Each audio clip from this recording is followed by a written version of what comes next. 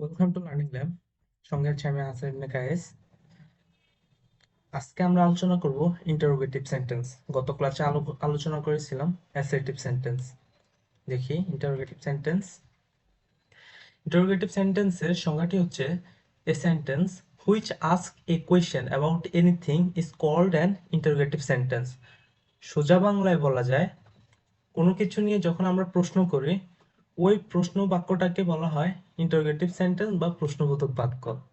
স্ট্রাকচারটা দেখি। ইন্টারোগেটিভ সেন্টেন্সের স্ট্রাকচার হচ্ছে দুইটা। এক হচ্ছে বাক্যটি শুরু হবে WH ওয়ার্ড দ্বারা, অপরটি হচ্ছে বাক্যটি শুরু হবে অক্সিলারি ভার্ব দ্বারা। WH ওয়ার্ড দ্বারা সেন্টেন্স শুরু হলে WH ওয়ার্ডের পরে অক্সিলারি ভার্ব বসে, তারপর সাবজেক্ট বসে, তারপর মেইন ভার্ব বসে, শেষে প্রশ্নবোধক চিহ্ন বসে।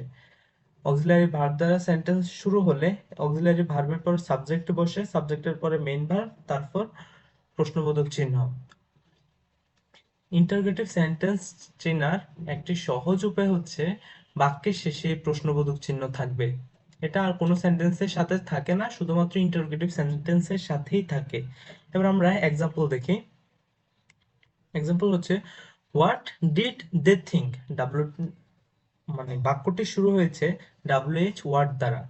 WH ওয়ার্ড দ্বারা শুরু হয়েছে, auxiliary verb did, they subject, main verb হচ্ছে থিঙ্ক। আরেকটি স্ট্রাকচার হচ্ছে অক্সিলারি ভার্ব দ্বারা বাক্যটি শুরু হয়েছে does, subject he, main verb act, like him, like main verb act, like him object. একটা sentence who are you. Who একটা WH word, তবে এটি একটি সাবজেক্টিভ ওয়ার্ড হওয়ার কারণে এটা সাবজেক্টের কে নিয়ে যখন আমরা প্রশ্ন করি তখনই এই হু ওয়ার্ডটি ব্যবহার করি। হু are you.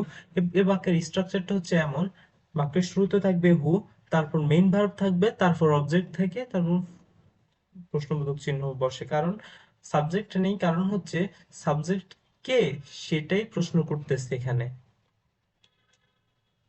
Okay, interrogative sentence এর এক্সট্রা কিছু ইনফরমেশন দেখি। ইন্টারোগেটিভ সেন্টেন্স মোট 4 ধরনের। এক হচ্ছে yes no question, 2 WH question, 3 tag question, 4 embedded question. Yes no কোয়েশ্চেনের একটা উদাহরণ হচ্ছে ডু ইউ স্টাডি রেগুলারলি, অর্থাৎ অক্সিলারি ভার্ব দ্বারা বাক্যটি শুরু হবে। একটু আগে আমরা অক্সিলারি ভার্ব দ্বারা সেন্টেন্স শুরু হওয়ার স্ট্রাকচারটা দেখেছিলাম। বাক্যটি শুরু হবে অক্সিলারি ভার্ব দ্বারা, তারপর সাবজেক্ট, তারপর মেইন ভার্ব থাকে।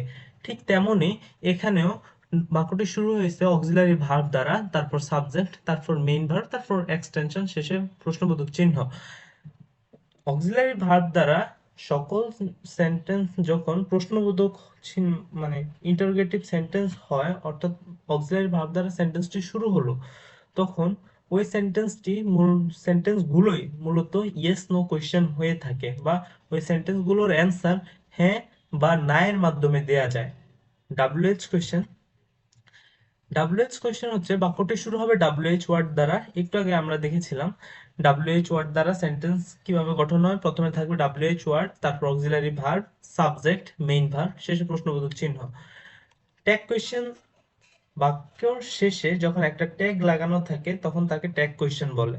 ওই কোয়েশ্চেন ট্যাগটা যখন কোয়েশ্চেন হয় তখন তাকে ট্যাগ কোয়েশ্চেন বলে। অর্থাৎ যেমন he works in this office, doesn't he, তাই না? এমবেডেড কোয়েশ্চেনটা দেখি। I don't know who he is.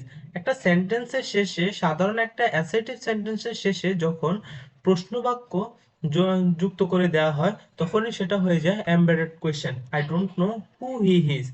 Who who is he হলেও হতো, হু হি ইজ সেন্টেন্সটিও কারেক্ট। টেল মি, আমাকে বলো, হোয়াট ইজ হি ডুইং, আমাকে বলো সে কি করছে। এখানে সেন্টেন্সগুলো হচ্ছে এমবেডেড, এগুলোকেই এমবেডেড কোয়েশ্চেন বলে থাকে। Okay, thanks for watching this video. Next ক্লাসে আমরা ইম্পারেটিভ সেন্টেন্স নিয়ে আলোচনা করব। ততক্ষণ পর্যন্ত সঙ্গে থাকুন। আল্লাহ হাফেজ।